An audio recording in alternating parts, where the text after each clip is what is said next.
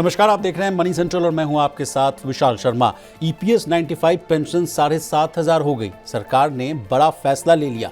1 जून 2026 से नई पेंशन लागू हो जाएगी। सोशल मीडिया और व्हाट्सएप पर पिछले कुछ दिनों से ऐसे दावे जो हैं तेजी से वायरल हो रहे हैं। लाखों पेंशनर्स के बीच उम्मीद की लहर दौड़ गई, लेकिन अब इस पूरे मामले पर बड़ा खुलासा हुआ है। अब क्या है पूरी खबर, विस्तार से आसान भाषा में समझने की कोशिश करेंगे। पूरी चर्चा में शामिल होने के लिए हमारे साथ मौजूद है प्रवीण शर्मा सर। सर, आपका मनी सेंटर में बहुत स्वागत है। थैंक यू विशाल। तो आज के शो में सबसे पहले जो है ईपीएस 95 पेंशन को लेकर फैलाया जा रहे जो झूठ है उसका पर्दाफाश करेंगे। इसके बाद चर्चा करेंगे कैफे 3 नॉर्म्स की और अंतिम में चर्चा करेंगे बैंकों में घटते डिपॉजिट्स की समस्या की। तो चलिए बिना देर किए फटाफट करते हैं मनी सेंटर की शुरुआत।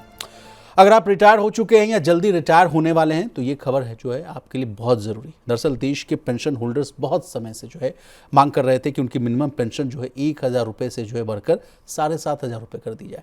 उनका कहना था कि आज की महंगाई में 1,000 रुपये में घर चलाना बड़ा मुश्किल हो गया। उनका मानना है कि पेंशन बढ़े जिससे उनकी जो है रोज़मर्रा के जो खर्चे हैं वो उनको चलाने में बड़ी राहत मिले। सरकार भी जो है इस मांग पर जो है बातचीत तो कर रही है, लेकिन अभी तक कोई पक्का फैसला नहीं हुआ। सरकार असल में ये देख रही थी प्रवीण सर कि पेंशन बढ़ाने से उसके खजाने पर कितना बोझ पड़ेगा, लेकिन इसी बीच एक चिट्ठी जो है बॉस बहुत तेजी से वायरल हुई। क्या है उस चिट्ठी की सच्चाई? हालांकि हम लोगों ने भी ईपीएस पेंशन को लेकर खबर कर दी थी। कहा गया था कि 1,000 से जो है बढ़कर 7,500 भी हो गया, लेकिन आज उस सारे दावों पर जो है खुद ईपीएफओ ने अपने जो है ऑफिशियल वेबसाइट से इस चीज़ का खंडन किया है। पूरी बात को आप समझाइए। नहीं, देखिए, खबरें असल में ईपीएस 95 को लेके विशाल ये अब से नहीं बहुत पहले से चल रहा है कि सरकार एक तो विचार कर रही है इस पर। एक पार्लियामेंट्री पैनल ने इस बात की भी सिफारिश की है कि इस दौर में 1,000 रुपये की मिनिमम पेंशन से गुजारा करना किसी भी कर्मचारी के लिए मुमकिन नहीं है। हम प्राइवेट सेक्टर के लोगों की बात कर रहे हैं और इसलिए ईपीएस 95 के तहत मिलने वाली जो गारंटीड पेंशन है मिनिमम उसकी रकम को बढ़ाया जाना चाहिए जी। ये सारी तमाम जो चीज़ें हैं ये पब्लिक डोमेन में इस पर बार बार चर्चा हुई है। इसके बाद एक खबर इस तरह की आई थी कि सरकार तकरीबन इस बात पर तैयार होती हुई दिख रही है जहां पर कि ईपीएस 95 की रकम को जो मिनिमम पेंशन है उसको बढ़ाया जा सकता है। उसमें दो चीज़ें आई।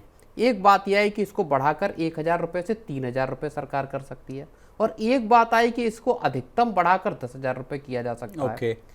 तो 7,500 की तो मांग बहुत लंबे वक्त से चल रही थी। ये सोर्सेस के हवाले से मिनिस्ट्रीज में जो बात करके वहाँ से ये खबर इस तरह की निकल के आई। लगभग 20-25 दिन इस बात को हो गए, महीना भर। अब ये खबरें इस तरह की आई कि सरकार ने इस चीज़ को बढ़ा दिया है, 7,500 रुपये पेंशन कर दी है और ये अब 1 तारीख से लागू हो जाएगी। इस तरह की खबरें चलाई गई जी। और उसको लेके एक वो चिट्ठी जो है वो वायरल हुई, वो उसको चिट्ठी को लेके अब ईपीएफओ ने खुद उस चिट्ठी को फेक बताया कि न तो कोई फैसला हो गया है न इसको लागू कर दिया गया है। तो जो लाखों करोड़ों कर्मचारी जो प्राइवेट सेक्टर के और नाइट सेक्टर के जो वर्कर्स हैं उनमें एक तरह का जो झूठ फैलाने की कोशिश की गई थी, दरअसल सरकार ने उसको सिरे से खारिज किया है। जी सर, जहाँ तक मुझे याद है ईपीएस 95 को लेकर जो मैंने खबरें की थी, सरकार एक टर्म यूज़ कर रही थी एक्चुरियल डिफिसिट। कह रही थी कि जो 1,000 रुपये भी हम दे पा रहे हैं उसके लिए भी समझिए कि हमारे पास पैसा जुट नहीं रहा है और उसमें जो है 750% का इजाफा करना या 9,000 रुपये करना अभी तर्कसंगत नहीं लग रहा है। लेकिन ऐसे सर मूड माहौल में जहाँ आप देख रहे हैं कि हर पल जो है महंगाई बढ़ती हुई नज़र आ रही है, पेट्रोल, डीजल, सीएनजी की कीमतें देखिए, गैस चूल्हे की कीमतों को देखिए, तमाम जगह पर जो है महंगाई की मार पड़ती हुई दिख रही है। ऐसे समय में ये बहुत लाजमी हो जाता है कि 1,000 रुपये का जो पेंशन है उसको जो है तत्काल प्रभाव से बढ़ाया जाए। चलिए, ये बात तो फेक न्यूज़ वाली हम लोगों ने कर, बिल्कुल, लेकिन ये समय की मांग है सर।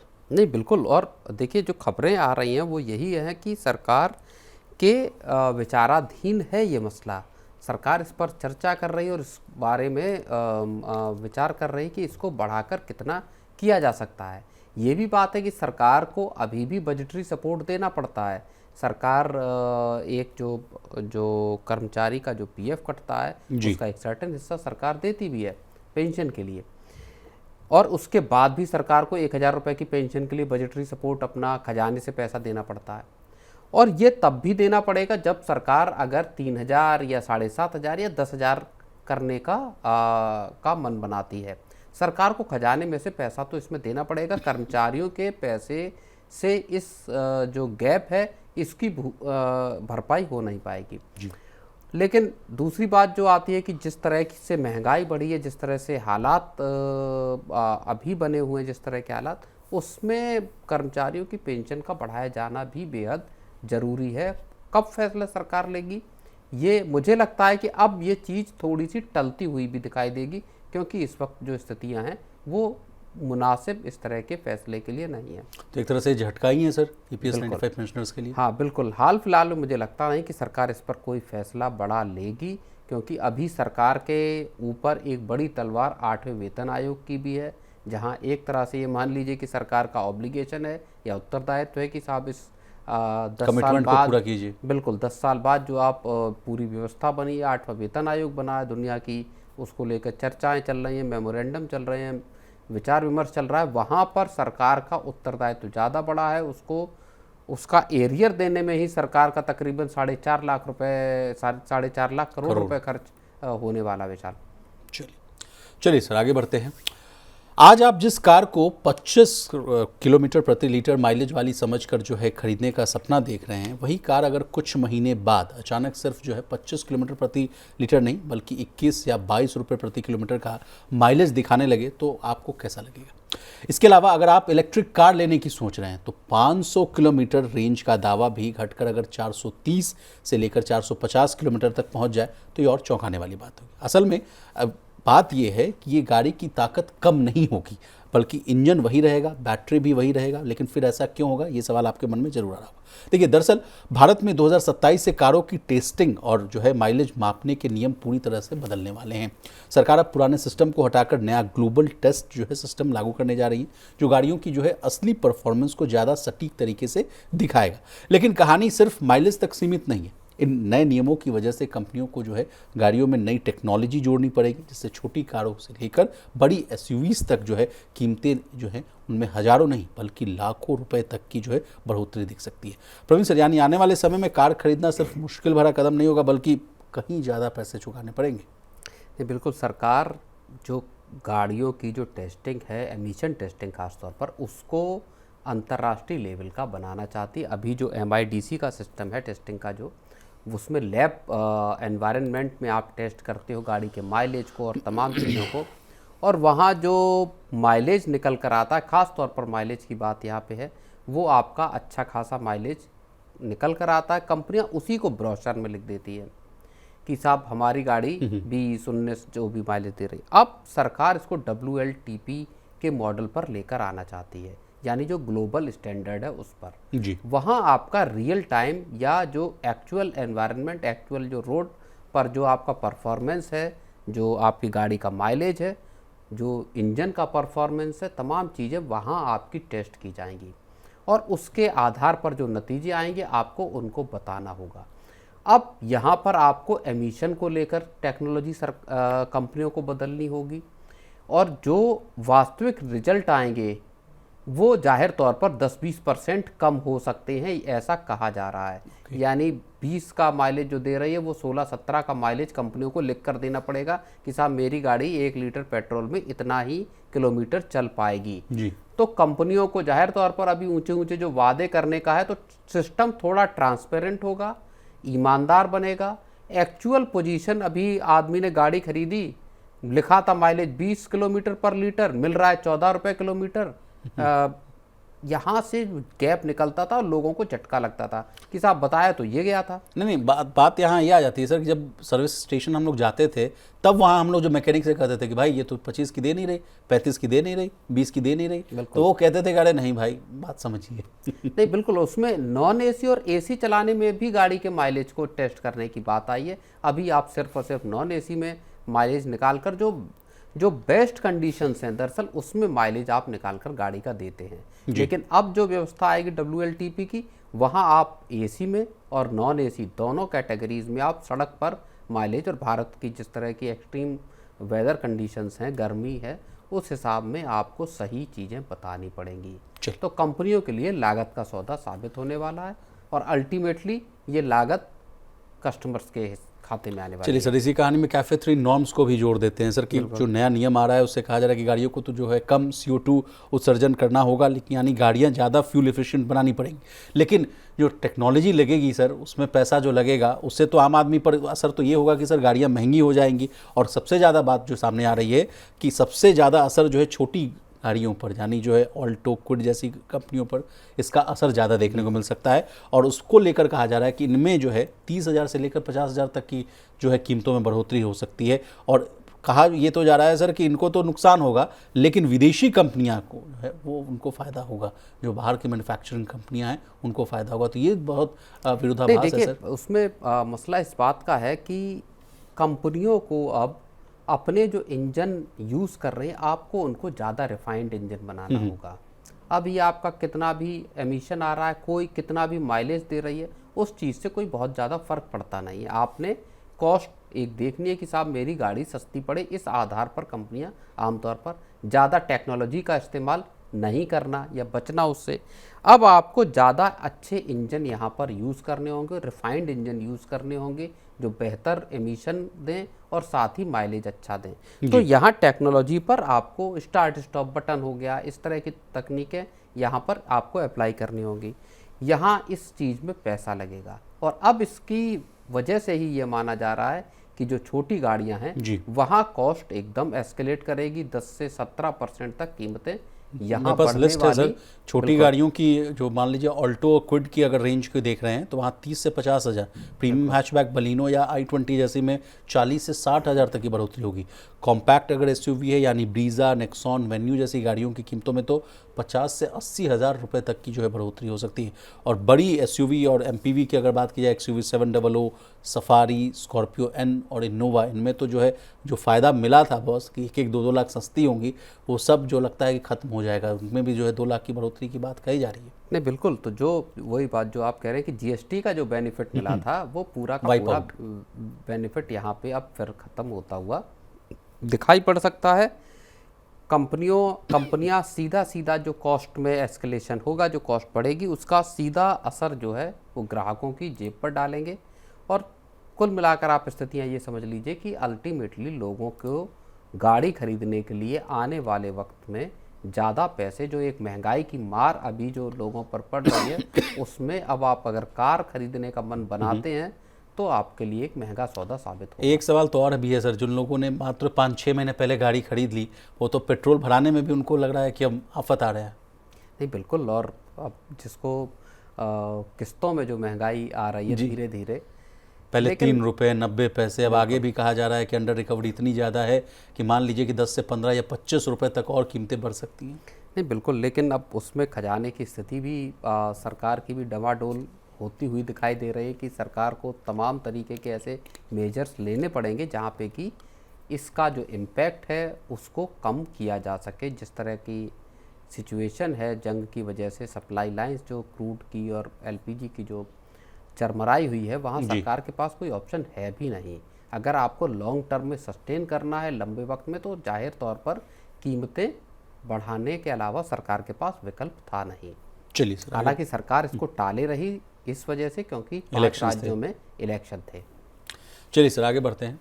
590 करोड़ का फ्रॉड, IDFC फर्स्ट बैंक के शेयरों में आई थी बड़ी गिरावट और डिपॉजिट ग्रोथ पर भी लग गया था ब्रेक।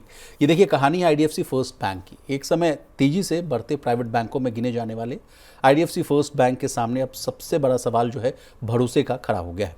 चंडीगढ़ ब्रांच से जुड़े करोड़ों के घोटाले ने सिर्फ बैंक के मुनाफे को ही नहीं झटका, बल्कि ग्राहकों और निवेशकों दोनों की चिंता बढ़ा दी। हालत ऐसे बन गए प्रवीण सर कि जहां दूसरे बैंक तेजी से डिपॉजिट्स जुटा रहे हैं, वहीं IDFC फर्स्ट बैंक की डिपॉजिट ग्रोथ लगभग थमती हुई दिखाई दे रही। क्वार्टर 4 नतीजों में फ्रॉड का असर साफ नजर आया और बाजार ने भी शेयर में तेज गिरावट के जरिए अपनी नाराजगी जो है वो दिखाई। अब सवाल यही है बॉस कि क्या सिर्फ ये एक आइसोलेटेड फ्रॉड केस है या फिर बैंकों की गवर्नेंस और सिस्टम पर बड़े खतरे का संकेत है? और उससे अब ज़्यादा अहम सवाल मैं आपसे ये पूछूंगा कि क्या IDFC फर्स्ट बैंक दोबारा कस्टमर्स का जो है भरोसा वो जीत पाएगी बॉस या नहीं?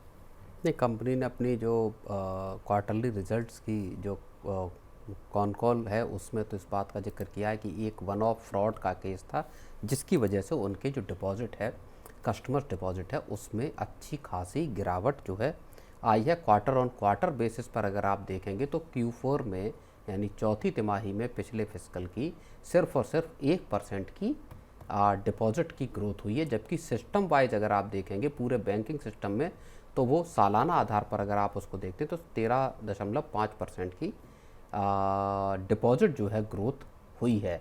अब 13.5% की डिपॉजिट ग्रोथ और 1% की डिपॉजिट ग्रोथ, कासा डिपॉजिट्स को अगर आप देखेंगे तो उसमें 2.5% के तकरीबन की विशाल गिरावट आई है। और जो क्वार्टर फोर रिजल्ट में क्या क्या दिखा सर मैं बता देता हूँ। देखिए बैंक का जो मार्च तिमाही क्वार्टर फोर फाइनेंशियल 2026 मुनाफा सालाना आधार पर थोड़ा बढ़कर जो है 319 करोड़ रहा, लेकिन पिछली तिमाही के मुकाबले इसमें बड़ी गिरावट रही। इसमें सबसे बबड़ी वजह जो है ये फ्रॉड केस ही रहा सर, 590 करोड़ का जो मामला था। देखिए बैंक ने क्या किया ये समझिए। बैंक ने उसकी वजह से, इस फ्रॉड की वजह से 483 करोड़ का पोस्ट टैक्स इम्पैक्ट बैंक के ऊपर पड़ा है, जिसकी वजह से मुनाफा घटकर सिर्फ और सिर्फ 319 करोड़ रुपए बैंक का रह गया। जी, तो बैंक ने फ्रॉड से जुड़े पूरे असर को जो है क्वार्टर फोर में ही बुक कर लिया। करीब 483 करोड़ का, जैसा कि सर ने कहा कि पोस्ट टैक्स असर पड़ा। ऑपरेटिंग प्रॉफिट पर भी दबाव आया है सर, और शेयर के में जो फ्रॉड होने की जो खबरें आई उसके बाद तो शेयर में जो डेंट पड़ा तो पड़ा ही सर, 20% का डेंट पड़ता हुआ नजर आया था। तो ये रही क्वार्टर फोर रिजल्ट में क्या कंपनी ने शो किया। लेकिन हालांकि मैं जो लेटेस्ट रिपोर्ट देख रहा था तो जो कंपनी की तरफ से कहा गया, कह रहे हैं कि नहीं, चीज़ें सुधारने में हम लोग लगे हुए हैं, चीज़ें फिर से रिवाइव होंगी। नहीं तो बिल्कुल, अब यहीं से वो बात विशाल निकल कर आती है कि बैंक का पूरा बिजनेस जो है वो ट्रस्ट वाला है। और यहाँ कस्टमर्स को साफ तौर पर ये दिखाई दिया कि साहब हरियाणा में जो चंडीगढ़ ब्रांच में जिस तरह से 590 करोड़ का फ्रॉड हुआ, वो भी सरकारी पैसे के साथ फ्रॉड हुआ, जहाँ पे आप एक तरह से गबन हुआ, जिसमें कुछ आईएएस अधिकारियों के साथ भी पूछताछ के सरकार ने की अनुमति दी है। कई लोगों को अरेस्ट किया है ईडी ने, बैंक के कर्मचारी भी उसमें शामिल हैं। वहाँ से लोगों का भरोसा सीधे तौर पर इस बैंक से उठता हुआ दिखाई दिया, जहाँ सिर्फ और सिर्फ आपकी डिपॉजिट ग्रोथ 1% रह गई, जबकि बैंकिंग सिस्टम की डिपॉजिट ग्रोथ 13.5% रही। तो ये एक पूरा का पूरा जो गवर्नेंस कितना महत्वपूर्ण है बैंकों के बिजनेस के लिए, यहाँ से इस बात का खुलासा भी होता है। लेकिन सर ये कोई पहली स्टोरी तो है नहीं या पहली खबर तो है नहीं सर। तमाम बैंकों की जो है लिस्ट मैं देख रहा हूँ, एचडीएफसी बैंक वाला आप देख लीजिए, 81 बॉन्ड्स वाला मामला देख लीजिए, या कोटक महिंद्रा बैंक का देख लीजिए, तमाम बैंकों में ऐसी ही कुछ ना कुछ जो है मिली जुली जो है फ्रॉड की या इरेगुलरिटीज़ की बात जो है सामने देखने को मिली। तो ऐसे में सर जैसा कि आप खुद ही कहते हैं कि पूरा बैंकों का जो धंधा है, कामकाज करने का तरीका, वो फुल्ली बेस्ड ऑन ट्रस्ट है, तो इन बैंकों को समझ नहीं आ रहा है क्या कि हम अपने जो कोर चीज़ उसी को क्यों हम डेंट मार रहे हैं? नहीं देखिए, मैनेजमेंट को कई बार इस बात का आइडिया नहीं होता, जैसे कि ब्रांच बेसिस पर ही ये फ्रॉड हुआ यहाँ पर, और इसी तरह के दूसरे इवेंट भी सामने आए अलग अलग बैंकों के हिसाब से। अब बैंक तो नहीं चाहता कि उसकी किसी भी ब्रांच में इस तरह का फ्रॉड हो और इतना उसका असर हो कि आपके मुनाफे पे असर दिखाई दे और लोग डिपॉजिट करना छोड़ दें। कासा डिपॉजिट जो सबसे सही तरीका होता है किसी भी बैंक के पास डिपॉजिट आने का, क्योंकि सबसे लो कॉस्ट फंड होता है, वहाँ इनका डिपॉजिट, कासा जो डिपॉजिट है वो 2.5% नीचे आया है। तो ये एक बड़ा कंसर्न है बैंकों के, सब बैंकों को, क्योंकि उनकी मॉनिटरिंग और ओवरसाइट जो है वो कमज़ोर पड़ती हुई दिखाई देती है। अभी एक बैंक का मामला सामने आया जिसमें 8.7 करोड़ रुपए का आरबीआई के जो चेस्ट है, वहाँ करेंसी चेस्ट है, वहाँ से फ्रॉड हो गया। तो जहाँ से पैसा आ रहा है वहीं से फ्रॉड कर लिया जा रहा है करेंसी तो ओरिजिन से। अलग अलग अगर आप बैंकों को, एक बैंक का पिछले हफ्ते रिजर्व बैंक ने लाइसेंस जो है वो कैंसिल कर दिया, सर्वोदय कोऑपरेटिव बैंक का मुंबई में, महाराष्ट्र में। इसके अलावा सर जी, और उसमें आरबीआई ने कहा कि आपके पास कैपिटल ही नहीं है कि आप डिपॉजिटर्स का पैसा चुका पाएं। तो भले उसमें 98% से ज़्यादा लोगों का डिपॉजिट सिक्योर्ड है डीआईसीजीसी के जरिए, जो डिपॉजिट एंड क्रेडिट जो 5 लाख गारंटी हम लोग को 5 लाख रुपए तक का। लेकिन आप ये समझिए कि बैंक डिपॉजिटर्स का पैसा चुकाने की स्थिति में नहीं है। आरबीआई को लाइसेंस और कामकाज तत्काल प्रभाव से बंद करना पड़ा बैंक का। तो बैंकों को दरअसल मिस सेलिंग की घटनाएं आती हैं। एक बैंक का 81 बॉन्ड का मामला शामिल हुआ, सामने आया, जो पुराना केस चल रहा था, जिसमें अब आके 1 दर्जन लोगों को बैंक को निकालना पड़ा नौकरी से, जिसकी वजह से माना जाता है कि बैंक के एक पार्ट टाइम चेयरमैन थे, उन्होंने इस्तीफा दे दिया। उन्होंने कहा कि साहब इनके मॉरल वैल्यू मेरे मॉरल वैल्यू मैच ही नहीं करते। एक तारतम्य नहीं है, उस दोनों अलग अलग दिखाई देते हैं। सर कहानी सिर्फ बैंकों तक ही सीमित नहीं है, एनबीएफसीज को भी लेकर कहा जा रहा है, खबर जा रही है 150 एनबीएफसीज को भी जो है रडार पर लिया गया। ये कौन सी कहानी थी सर, इसको नहीं, समझे? बिल्कुल आरबीआई ने अपना जो एक्शन लिया उसमें 150 एनबीएफसी और बैंक शामिल है जिनको बंद करना पड़ा है, जिनके खिलाफ पेनल्टी लगानी पड़ी है। 2024 के आखिर में न्यू इंडिया कोऑपरेटिव बैंक का मामला सामने आया था, हम लोगों ने प्रोमिनेंटली उस मसले को उठाया था। वहां आरबीआई को पूरा का पूरा मैनेजमेंट को सुपरसीड करना पड़ा था, लोगों का पैसा फंस गया, लोगों को कतारें लगानी पड़ी, लाइन लगाना पड़ा। तब मसला ये उठा था कि साहब डीआईसीजीसी के जरिए डिपॉजिट गारंटी जो है आपकी वो 5 लाख से बढ़ाकर 10 और 15 लाख सरकार कर सकती है। लेकिन फिर मामला ठंडा पड़ गया और फ्रॉड्स की घटनाएं बैंकों में लगातार बनी और लोगों के दिमाग में बार बार ये सवाल आता है कि आखिर मैं बैंकों में पैसा जमा क्यों कराऊं। एक तो फाइनेंशियलाइजेशन हो रहा है देश में कि साहब लोग म्यूचुअल फंड, स्टॉक मार्केट और दूसरी जगह पैसा लगा रहे हैं। बैंकों को जो पैसा चाहिए, क्योंकि क्रेडिट ग्रोथ जो है वो डिपॉजिट ग्रोथ से ज़्यादा है, बैंकों को पैसा चाहिए तो आपको ट्रस्ट बरकरार रखना पड़ेगा। लोग तब आपके यहाँ पैसा लगाएंगे जब लोगों को लगेगा कि साहब जो पैसा मैं रखे हुए हूँ आपके यहाँ वो मेरा सुरक्षित है। भाई किसी के 10 लाख, 15 लाख, 20 लाख रुपए जमा अगर कोई कर रहा है व्यक्ति, तो वो 5 लाख रुपए की डीआईसीजीसी की गारंटी पे थोड़ी टिकेगा। जहां आपको जो ब्याज मिल रहा है वो इन्फ्लेशन के से एडजस्ट करेंगे तो उसको बीट नहीं कर पा रहा और तमाम सर हम लोग खबर कर रहे हैं, लंबे समय से हम लोग ये अनुरोध कर रहे हैं कि डीआईजीसीसीआई वाले जो मामला जो आप बता रहे हैं सर कि वो लिमिट को भी बहुत जल्द बढ़ाने की ज़रूरत है।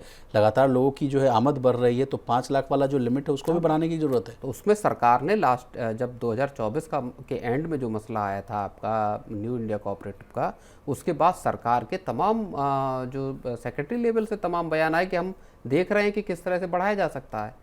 फिर मामला वो रफा दफा हुआ, ठंडा पड़ गया, तो सरकार भी सुस्त हो गई कि बोले ठीक है। मामला ये भी था कि बैंकों से उनके रिस्क के आधार पर प्रीमियम ज़्यादा लिया जाएगा जी।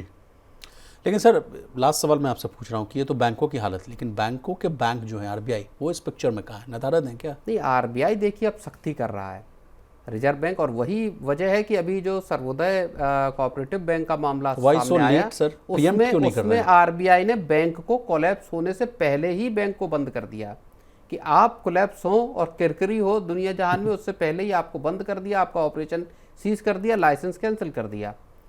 और आरबीआई ने जिम्मेदारी उठाई कि साहब कितने लोगों का कैसे पैसा वापस होना, वो सब उसकी प्रक्रिया शुरू कराई जाए। तो आरबीआई अब एक्टिव है। पेटीएम पेमेंट्स बैंक का लाइसेंस आरबीआई ने रद्द किया, अभी एक ही 2 हफ्ते पहले की बात है। तो रिजर्व बैंक सख्त है। रिजर्व बैंक ने एचडीएफसी बैंक में भी जो इस्तीफा हुआ उसके बाद आरबीआई ने सख्त रुख अपनाया, बैंक से पूरे मीटिंग्स और मिनट्स बोर्ड की वो मंगाए कि आप दिखाइए हमें कि क्या बैंक की मीटिंग्स में हुआ।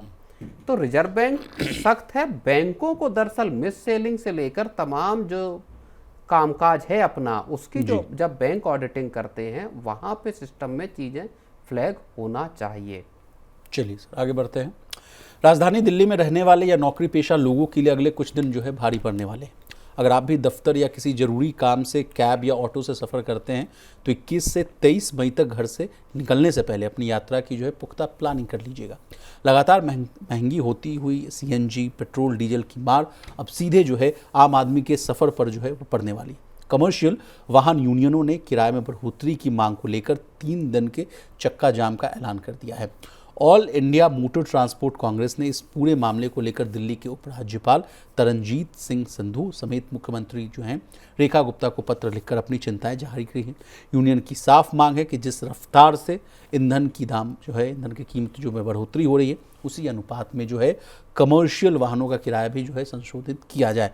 चालक शक्ति यूनियन के उपाध्यक्ष अनुज कुमार राठौड़ ने भी स्पष्ट कहा है कि महंगाई के इस दौर में चालकों के लिए अपने परिवार का भरण पोषण करना लगभग असंभव हो गया है। और हम दोनों लोगों ने सर इनसे बात भी की राठौड़ साहब से। अब क्या कुछ बातें सामने आई प्रमुखता से हम आपसे समझने की कोशिश करेंगे। नहीं देखिए, मसला जो है वो सिटी टैक्सी सर्विस जो शुरू की गई थी दिल्ली में, उसके किरायों को बढ़ाने की बात का है। जो टैक्सी यूनियन है एक तरह से उनका ये कहना है कि साहब 15 साल हो गए तब से अब तक किराया हमारा नहीं बढ़ा, और उबर ओला वाले जो है वो अपनी मनमानी से अपने मनमाने तरीके से प्राइसिंग तय करते हैं। ऑटो वालों का धंधा भी वो कह रहे हैं कि साहब एकदम ख़त्म हो गया, क्योंकि 11 रुपये किलोमीटर वहाँ ऑटो के लिए किराया जो है वो फिक्स किया गया है, और उससे कम पे कई बार ओला और उबर अपने दाम दिखा देते हैं, तो वहाँ से लोग उसको कर लेते हैं।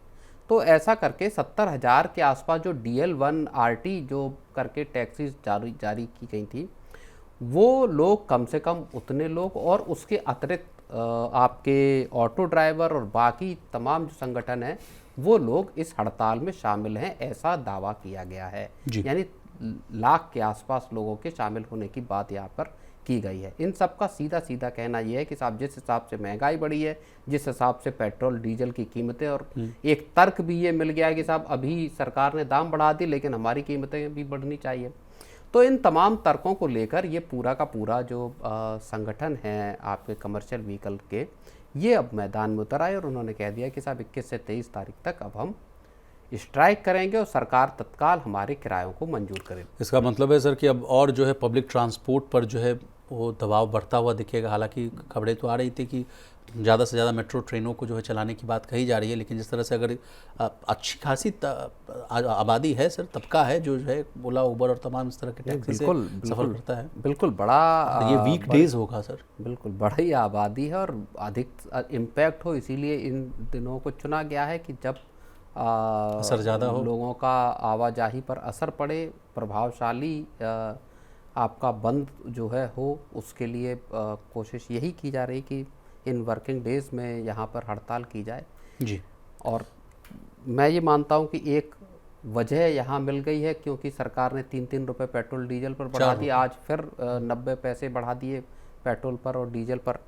तो एक बड़ी वजह इस वजह से भी मिल गई कि साहब आप किस तरह, लेकिन आम जनजीवन यहाँ से उतरता हुआ दिखाई दे सकता है। आम जनजीवन की आपने बात की थी सर, तो गिग वर्कर्स भी हैं हड़ताल में शामिल, वो भी कह रहे हैं कि पेट्रोल डीजल की जो मार है हम पर भी तो पड़ रही है भाई, हमको भी तो जो है इंसेंटिव बड़ा कम मिलता है, बोनस कम मिलता है, सैलरी बड़ी कम है, वर्किंग आवर्स ज़्यादा है, गिग वर्कर्स भी शामिल है सर, इन पर आप क्या कहना चाहेंगे? नहीं बिल्कुल, गिग वर्कर्स घर पर सामान नहीं आएगा क्या सर? गिग वर्कर्स के लिए देखिए गिग वर्कर्स की पहले भी हड़ताल करने की कोशिश की गई, हम लोगों ने उसमें भी उस मसले को भी उठाया था, और जिस तरह की एक्सट्रीम वेदर कंडीशंस हैं उसमें क्या इनको जितने भी जो प्लेटफॉर्म हैं जिनके यहाँ पर्टिकुलरली जो डिलीवरी बॉयज़ के कामकाज में हैं, क्या वो उनको इतनी गंभीर मौसम की स्थितियाँ जो हैं, गर्मी है, लू